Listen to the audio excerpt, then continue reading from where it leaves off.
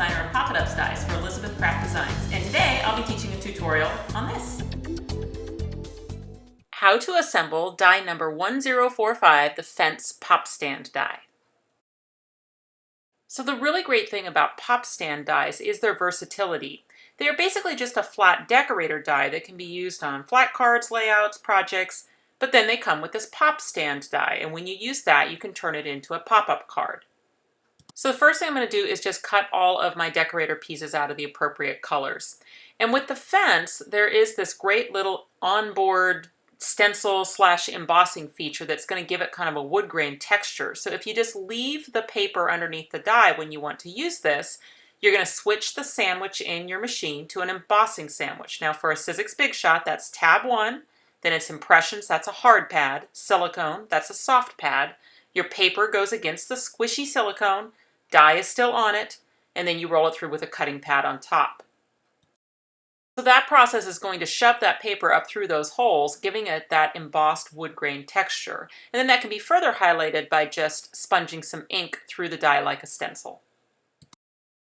I am a huge fan of my fine line bottle. I've got a 20 gauge bottle here and it is filled with Lineco pH neutral adhesive. I always put the links in the about section if you need to know where to purchase the items that I've used on the video.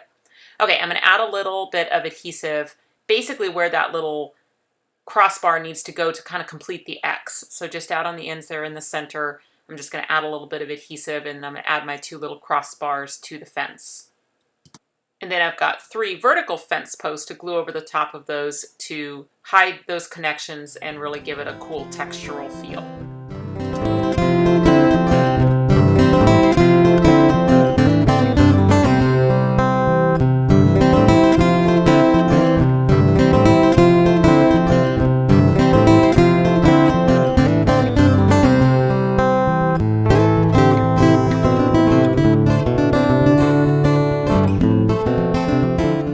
Here's my finished fence, and I just need to repeat that process to make a second one if I want to make a pop-up card.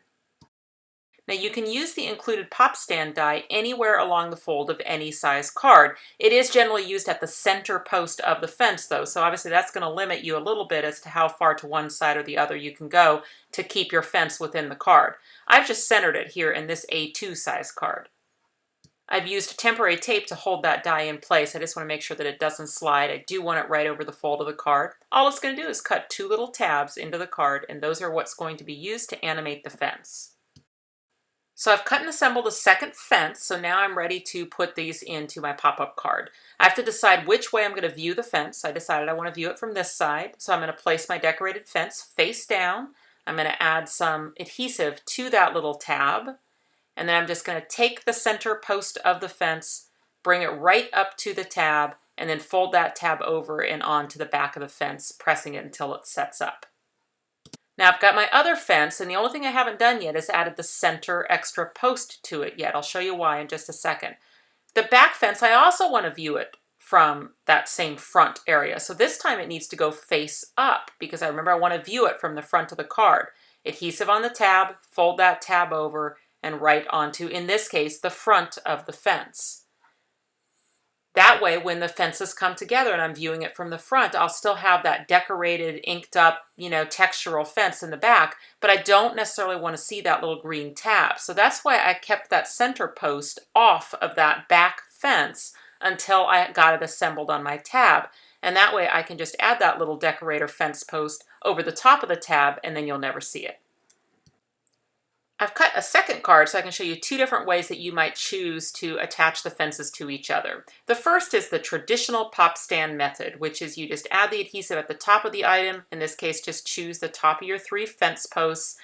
When you're doing it in the traditional manner, you can always back fold the card. That makes it easier to bring the 2 fences up to each other, and then just line up the ends and press those 3 fence posts to each other at the top. That's going to give you your typical kind of A straight fence, from the side it looks like a little tent. Now option 2 with the fence is when you want to maybe put something in the fence, like a little corral, and in that case you're going to use your adhesive on the outside posts only.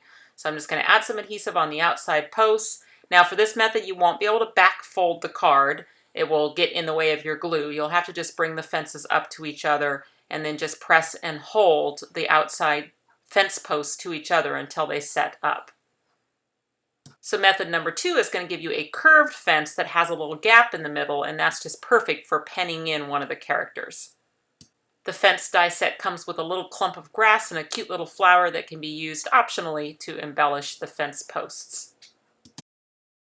There are 6 different characters that are part of the farm collections, and they are going to work great inside the fence pen, and I would suggest just a little glue along the inside back fence, just at the top there, and that'll probably be the best place to attach a character.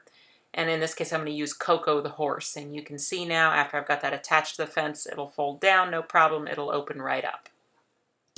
Pop stand cards need to open up fully flat to 180 degrees. So when you're deciding if you want to cover the hole on the front, just make sure you're doing it with a strip that just goes, that doesn't cross the fold. In other words, you're not trying to line up a fold in a fold. You're just using a strip of cardstock or paper, or maybe a whole panel if you want to on the front of the card, making sure that you put your adhesive on the card itself so that you avoid that hole completely. Otherwise, you'll get adhesive down into your pop-up. But in this case, I'm just using a couple strips, adding the adhesive to the card itself, and then putting the strips over the top. That way I'm not trying to line up a fold in a fold. I've just got 2 strips. It'll still open fully flat for display. Elizabeth Craft Designs products are sold at independent craft stores worldwide. You can go to ecraftdesigns.com to learn more about where you might be able to purchase this die. You can check the About section below for a direct link. Facebook users, Karen Burniston Designer is a great page for you to like if you want more Pop-It-Ups ideas. I do post daily inspiration, and you can always find more ideas on my blog, karenburniston.com. Thanks for watching.